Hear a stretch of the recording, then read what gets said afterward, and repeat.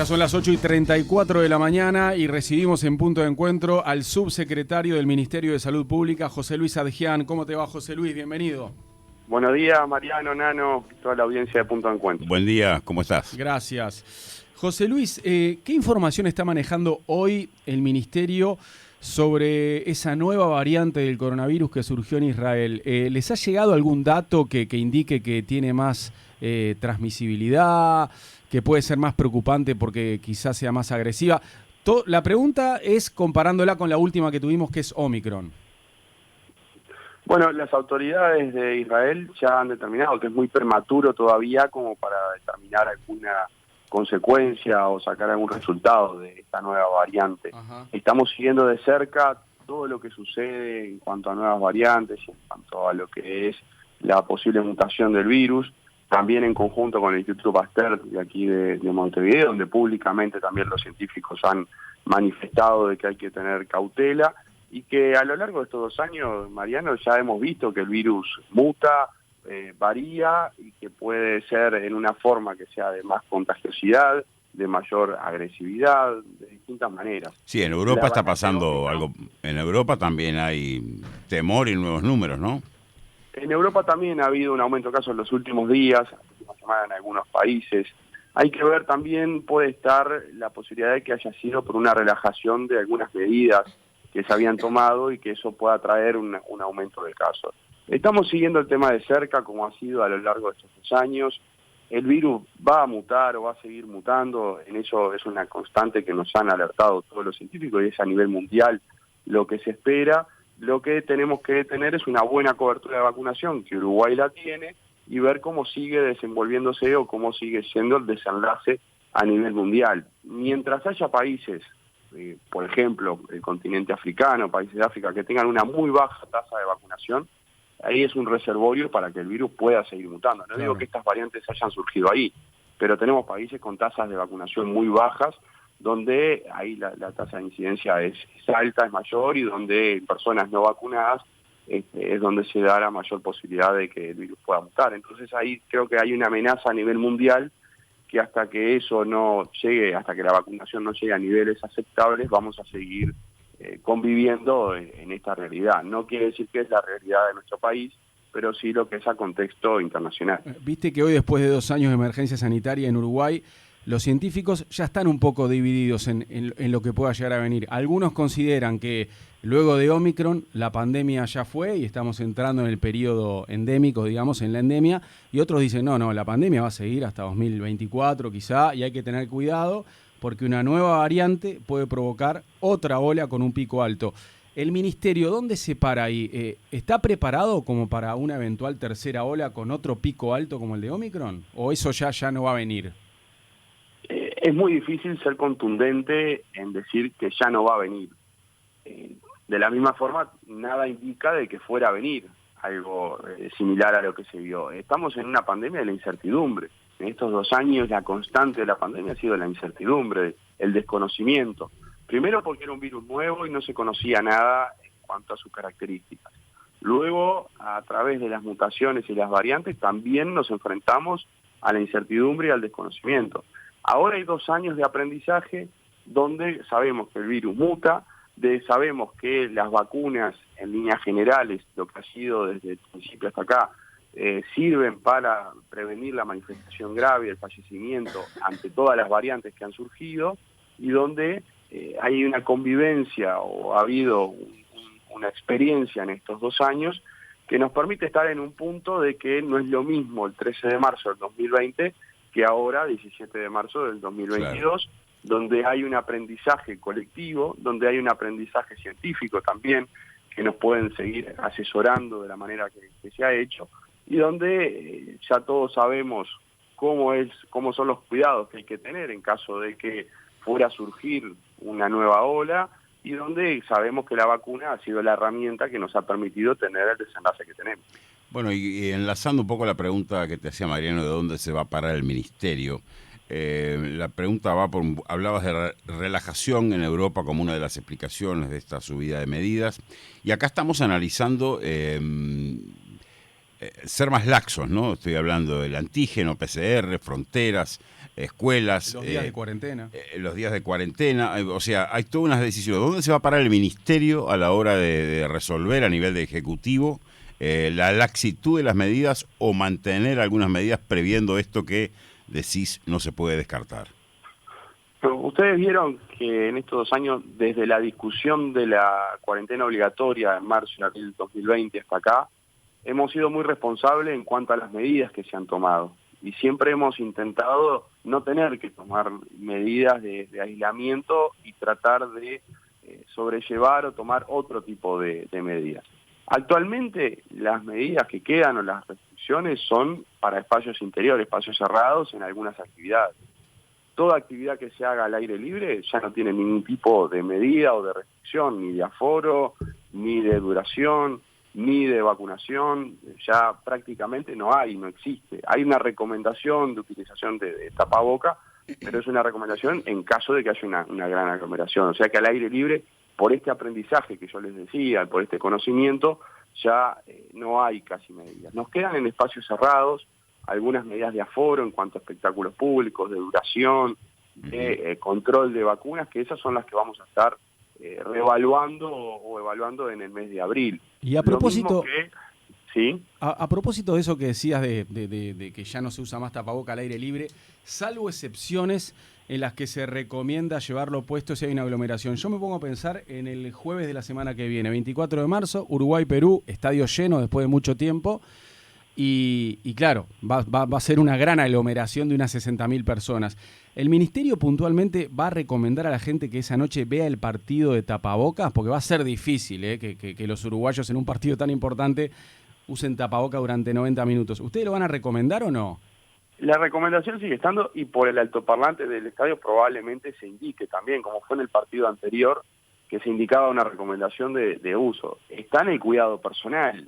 Si tú estás rodeado de centenas de personas, miles de personas, y capaz que tenés alguna duda o estás muy apretado o no corre tanto viento, tanto aire, podés usar el tapabocas. La recomendación es que lo uses, no es una obligación, y va más por el cuidado personal, Mariano. A esta altura ya todos sabemos lo que tenemos que hacer y lo que no tenemos que hacer.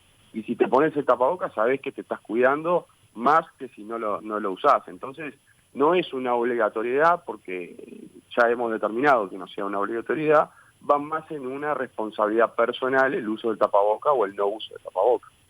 Sachin, ¿cómo van a hacer para incentivar el tema de la vacunación? Nosotros aquí en la radio estamos recibiendo muchos mensajes de personas que dicen es la última que me doy, no me doy nunca más.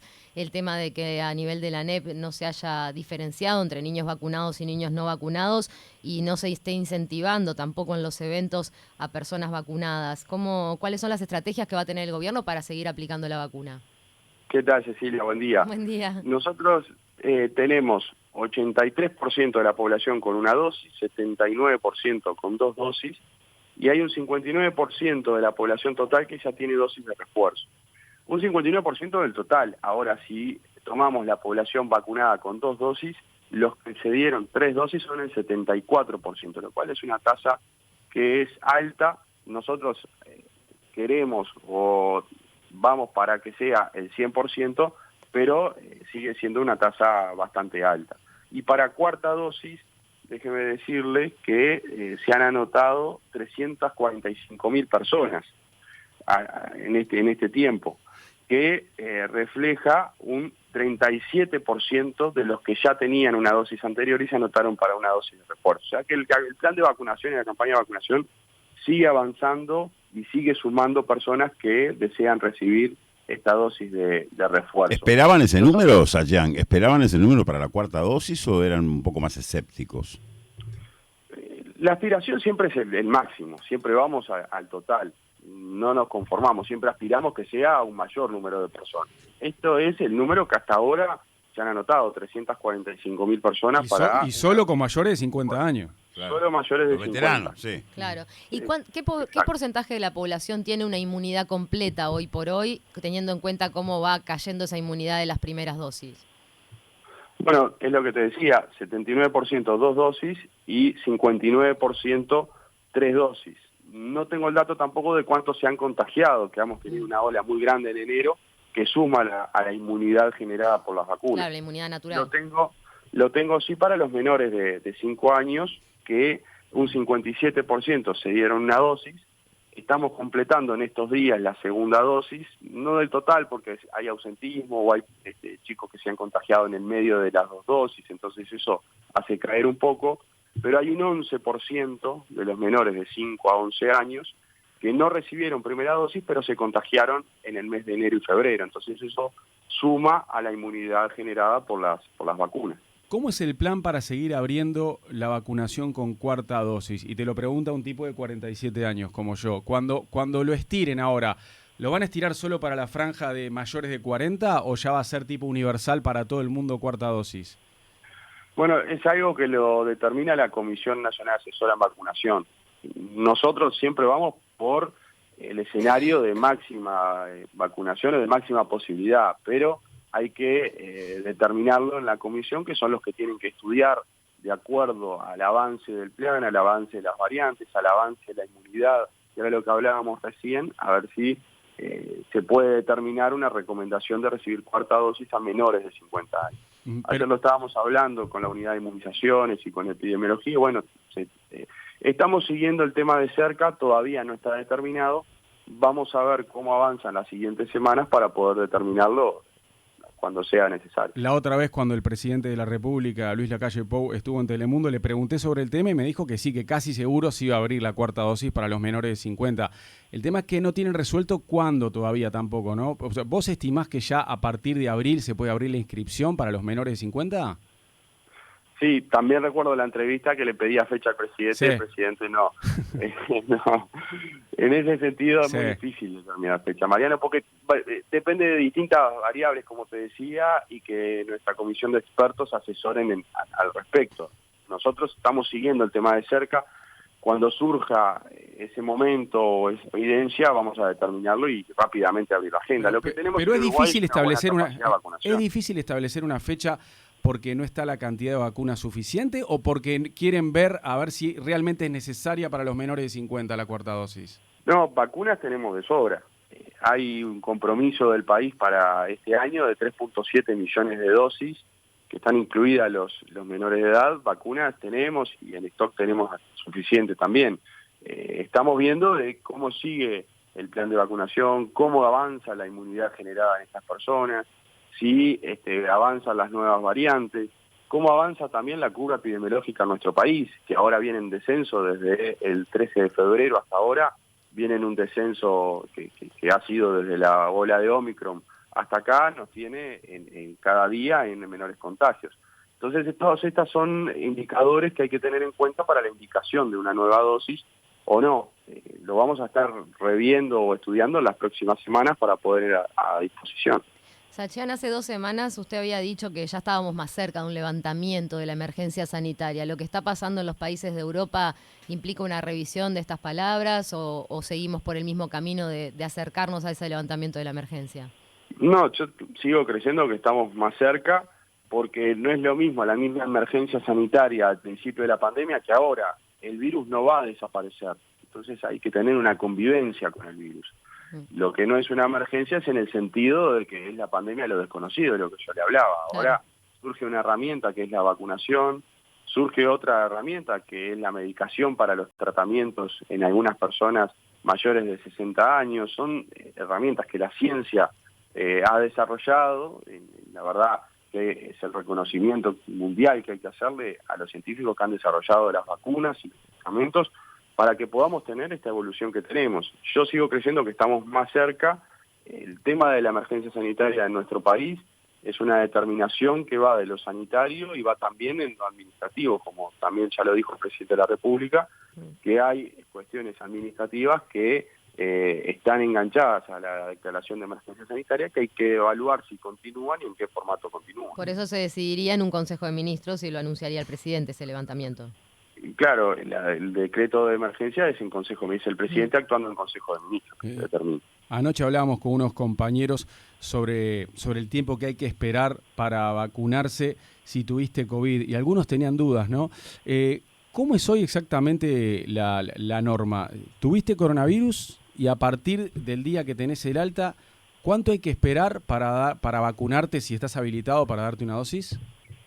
Si es la tercera dosis son 4 meses y si es la cuarta dosis son 6 meses. 6 meses. O sea que si te diste 3 dosis y estás esperando la cuarta, o sea, si sos mayor de 50, el coronavirus hoy te da una inmunidad, digamos, de 6 meses y a los 6 meses recién te inscribís para vacunarte.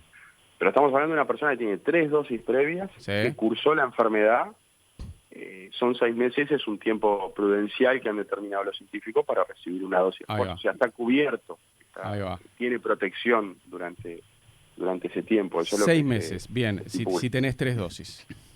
Sí, 6 meses con 3 dosis y tuviste la enfermedad. Perfecto. Yo ando ahí, estoy en ese plazo. Uh-huh. Yo también. Sí. Bien, pero... Sí, la ola de Omicron ha tenido miles de contagios, decenas de miles de contagios, que bueno, todos recordamos lo que fue el mes de enero y febrero, que ha tenido esta inmunidad que ha determinado en la población y que luego ha descendido el número de casos. José Luis, el hecho de que se haya establecido que 2 casos de COVID en un aula es un brote, ¿no ha generado demasiados aislamientos y demasiadas idas de un grupo a casa para tener clases por Zoom en estas semanas? ¿No pueden llegar a revisar eso y que de repente se necesiten más casos en un mismo salón para que sea considerado brote? Bueno, lo primero que la definición de brote es de la OMS, no es nuestra. Lo tomamos de la definición internacional. ¿Y cada gobierno no puede adoptar su criterio? Como siempre, se puede adoptar algo distinto si hay evidencia o si se genera un consenso a nivel científico que sea algo distinto a lo que está estipulado por la OMS. Recuerden que nosotros a lo largo de los 2 años hemos tomado decisiones por fuera a veces de la OMS que han resultado exitosas. Cuando se hablaba de que no había que dar tercera dosis, Uruguay fue de los primeros en dar la tercera dosis y luego la OMS más tarde recomendando la vacunación con refuerzo. Lo mismo con el uso del tapaboca, y me remonto al inicio de la pandemia. Recuerdan que nosotros, de los primeros países en determinar el uso del tapaboca obligatoriamente en espacios cerrados, y posteriormente la OMS recomendaba. Había hasta, se nos quería decir que era contradictorio, que la OMS decía que no había que usar tapaboca y nosotros estipulábamos el uso del tapaboca. O sea que poder se puede. Tomamos esta definición y es la que nuestra unidad de epidemiología entiende que es la correcta. Pero me voy a detener en el número de casos que se hablaba y que el presidente de ANEP también ayer lo determinaba. Hoy, porque también estamos siguiendo esto día a día al Ministerio, yo estoy pidiendo informes diariamente de tarde a ver cómo viene el número de contagios. Tenemos en total 351 casos en el ámbito educativo. En enseñanza pública. Enseñanza pública y privada. Ah, ¿los 351 también abarcan los privados? Sí, son brotes educativos, de los cuales 79 son adultos y 272 son niños. 272 en un universo de 700.000 estudiantes que determinaba Robert Silva. Sabemos que trae... Bueno, los chinos te cierran una ciudad de 13 millones de habitantes con eso, ¿no? Sí, bueno, pero la política de cada país no es comparable. Nosotros es muy difícil compararse en cuanto a la estrategia sanitaria con el resto del mundo, porque son países distintos, idiosincrasias distintas, poblaciones distintas, gobiernos distintos, sistemas de salud distintos, posibilidades de acceso a test distintos. Entonces, es muy difícil, ya desde la comparación inicial de qué país hace cuarentena y cuáles no, es muy difícil de ahí en más que las estrategias sanitarias sean comparables. Entonces, China ha optado por una estrategia de cero COVID, que es la que el gobierno lleva adelante, y de confinamiento ante la eventualidad de casos. Eso trae otros perjuicios laborales, económicos, de todo tipo, de salud mental, pero bueno, nosotros en ese sentido ya el confinamiento es mínimo y hemos bajado aún los días de aislamiento cuando una persona es contacto y no está vacunada y pertenece a una comunidad cerrada. En el caso de los escolares también hemos bajado y queremos bajar aún más. Son de estrategias distintas, la nuestra es una estrategia aperturista.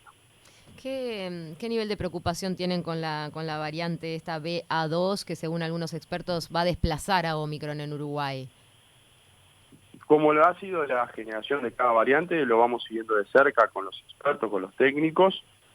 Decíamos al principio, el virus va a mutar, va a seguir mutando. Hay que estar preparado en cuanto a la vacunación, que no caiga el nivel de vacunación. Yo me quedo más con tu pregunta de cómo vamos a hacer para que la gente se siga vacunando. Bueno, lo que pasa es que esta variante empezó como un sublinaje y hoy por hoy ya se está diciendo que es una variante dominante, casi tan distinta como... Ya tiene vida propia. Claro, entonces quizá pueda cambiar la situación y no comportarse al igual que Omicron. Como hemos hecho desde el principio del plan de vacunación por el convencimiento. Bien. En Uruguay no hubo una vacunación obligatoria, no, por más que se discutió en algún momento, se determinó que la vacunación no iba a ser obligatoria y no lo fue. Entonces vamos a apelar a las mismas herramientas o a los mismos criterios hasta ahora para seguir vacunando. Como ustedes decían, están esperando los meses para recibir la dosis de refuerzo, y así como está la mayoría de la población también, contando los días o los meses para poder anotarse y poder recibir esa dosis de refuerzo. José Luis, en el marco de la flexibilización, los días de aislamiento para un caso positivo de una persona totalmente vacunada han bajado a 5. ¿Qué es lo que se proyecta? Cuando sigan flexibilizando, ¿la idea es bajar de 5 a 3 o directamente la próxima vez que se bajen los días de aislamiento se elimina la cuarentena para el COVID positivo? Me parece que a nivel mundial el contexto es que siga siendo 5. Nosotros estamos evaluando. Salvo Inglaterra, ¿no? Que está como un experimento ahí. Claro, estamos siguiendo todo lo que va sucediendo. Depende mucho del periodo de contagiosidad, que hablan los técnicos, los expertos, de cuándo una persona sigue contagiando. Y eso depende de la vacunación previa y de los síntomas que tengas. No es lo mismo si vos tuviste un día solo de síntomas o estuviste 3-4 días con síntomas, que cuando uno tiene síntomas contagia más, cuando tose, estornuda, tiene distintos tipos de síntomas. Entonces, en ese sentido, vamos a ir siguiéndolo y quizás haya algún tipo de flexibilización en cuanto al criterio de cómo esté evolucionando la enfermedad en cada una de las personas. Pero no está previsto no está previsto bajar los días de aislamiento en el corto plazo. Está todo sobre la mesa, no está previsto determinarlo en este corto plazo, pero sí que haya una revisión en el mes de abril sobre toda la política de restricciones o toda la política de determinación. Lo de los días se ha determinado hace poquito tiempo, tiene algunas semanas, con lo cual es algo positivo porque son menos días que la persona tiene que estar aislada, también si fue contacto son menos días. Vamos a seguir monitoreando y si todo depende de cómo siga la evolución de la pandemia en nuestro país que nos permita tomar ese tipo de decisiones. No quiero dejar pasar un hecho que, bueno, que si bien a nivel de la oposición no conformaron las explicaciones, la pregunta que yo te quiero hacer es, bueno, después de la pandemia, de todo lo que se modificó, todo lo que se abrió el panorama del sistema de salud hacia el norte, tuvimos la tragedia de esta chiquita de 8 años que falleció por un tumor no detectado en el momento que debió haber sido detectado, después 2 paros cardiorrespiratorios, una ambulancia que no estaba, un avión que falló. Más allá de que Cipriani prometió en el Parlamento una ambulancia que va a llegar, pero ¿qué es lo que falta todavía en el norte, Sajian? Para que esto no vuelva a pasar. Primero que es una situación lamentable, nos solidarizamos obviamente con la familia y tenemos que seguir trabajando y poner todo nuestro esfuerzo para que, como tú decías, esto no vuelva a pasar. En el Sistema Nacional Integral de Salud hay una concentración de trabajadores en las ciudades y sobre todo en la zona metropolitana y hay una muy difícil situación de erradicación de profesionales en el interior, sobre todo en el interior profundo. El tema de traslado lo estamos conversando con ASE, hemos tenido varias reuniones para mejorar el sistema de traslados en nuestro país. Esto fue una desgracia en el sentido de que el avión estaba previsto y por un desperfecto técnico tuvo que retornar a la base. Entonces, no es solo a veces tener los elementos en cuanto a traslado, una ambulancia, un avión, sino que se puedan dar las condiciones y que estén los recursos humanos. Al norte del Río Negro, el sistema de salud en las ciudades o en los pueblos carece en algunos aspectos de recursos humanos por la baja radicación de profesionales en esos lugares. Nosotros tenemos que incentivar y tenemos que determinar que se puedan radicar en el interior. En la ley de rendición de cuentas del año pasado se creó un sistema de incentivo para que 10 localidades cuenten con médico de familia en esos lugares. Un sistema de incentivo que también involucra a las intendencias y es algo que tenemos que seguir trabajando en conjunto para que la instalación del médico, de los profesionales de la salud, sea algo atractivo para estar en el interior. No solo de medicina general, sino de las especialidades, que a veces es muy difícil por el número de profesionales que hay en nuestro país, que en algunas especialidades es bajo, sino también que hay que hacer atractivo que se radiquen en el interior y sobre todo en el interior profundo. Hay algunas herramientas que pueden mejorar eso. Por ejemplo, el uso de la telemedicina. Obviamente que no para todas las especialidades o para todas las patologías, pero hay algunas especialidades que pueden ser atendidas por herramientas de telemedicina que también queremos avanzar, porque la tecnología ha avanzado muchísimo en materia de salud y que la tenemos al alcance de la mano por una buena conectividad que hay en nuestro país, por un buen sistema de salud que está conectado y que podemos tener ese tipo de herramientas. José Luis, desde el sector turístico están pidiendo que a los extranjeros que llegan para Semana Santa ya no les pidan ni siquiera un antígeno para entrar este año. ¿Cómo viene eso? ¿Hay posibilidades de flexibilizarlo? Bueno, lo que hemos hablado con el ministro Salinas es que en abril, en ese marco de la revisión de varios aspectos que están hoy en día dentro de la estrategia sanitaria, el ingreso al país también sea una de las cuestiones a revisar. Eso ya lo hemos hablado también con las autoridades de turismo, que se va a hacer esa revisión durante el mes de abril. Ahí va, o sea, porque podría pasar. Arranca el 7 de abril, creo, Semana Santa, o sea que si esto se resuelve a fines de marzo para que rija desde comienzo de abril, ya estaría vigente cuando arranque la Semana de Turismo. Sí, vamos a ver cómo sigue la evolución en estas semanas. Venimos descendiendo de un pico muy alto, que fue en enero, seguimos descendiendo. Vamos a ver cómo sigue en estas semanas.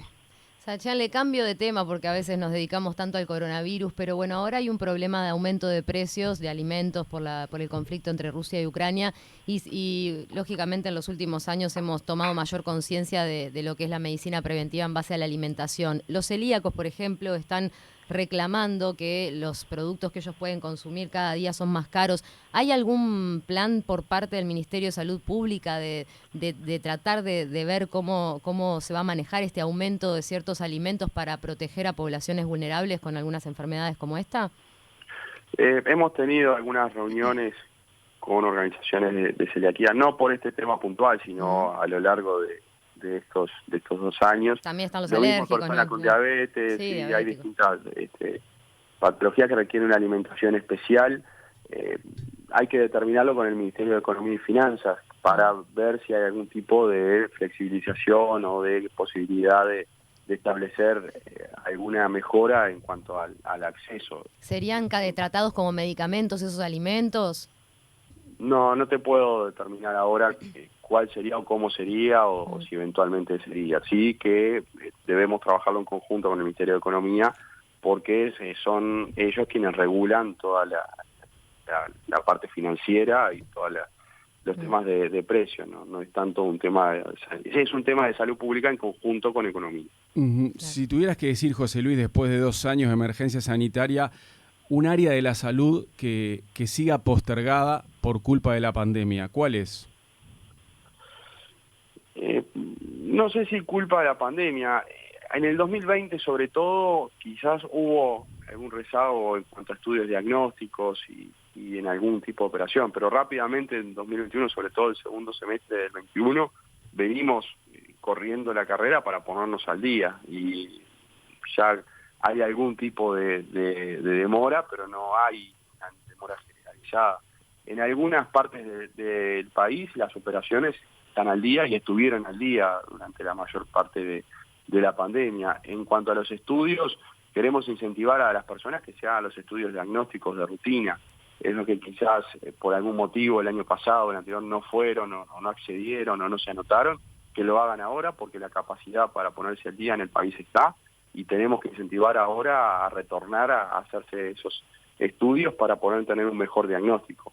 No han aumentado las muertes por distintos motivos, al contrario, en el 2020 tuvimos un descenso en el nivel de mortalidad, en el 2021 hubo un aumento atraído básicamente por lo que fue la pandemia de COVID, pero en el resto de las patologías no hay un aumento en lo que hemos monitoreado de 2020-2021, por lo cual tenemos que aumentar rápidamente el diagnóstico y controlar y seguir controlando este tipo de enfermedades.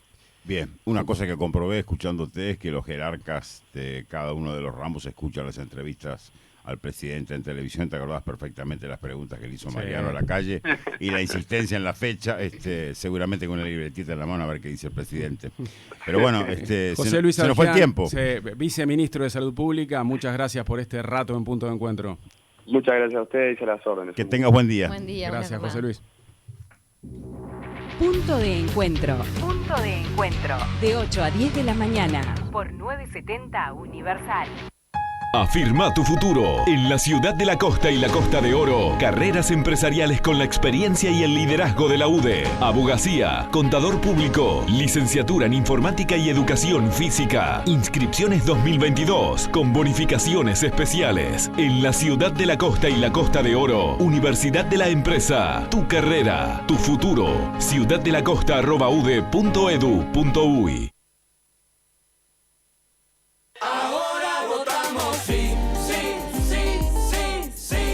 Sutel, trabajadoras y trabajadores de Antel, en una lucha más junto al pueblo uruguayo en defensa del patrimonio nacional y las empresas públicas. El 27 de marzo, decile sí a anular los 135 artículos de la LUC con la papeleta rosada. Ahora votamos sí. Ahora votamos sí. El aroma, el sabor del café.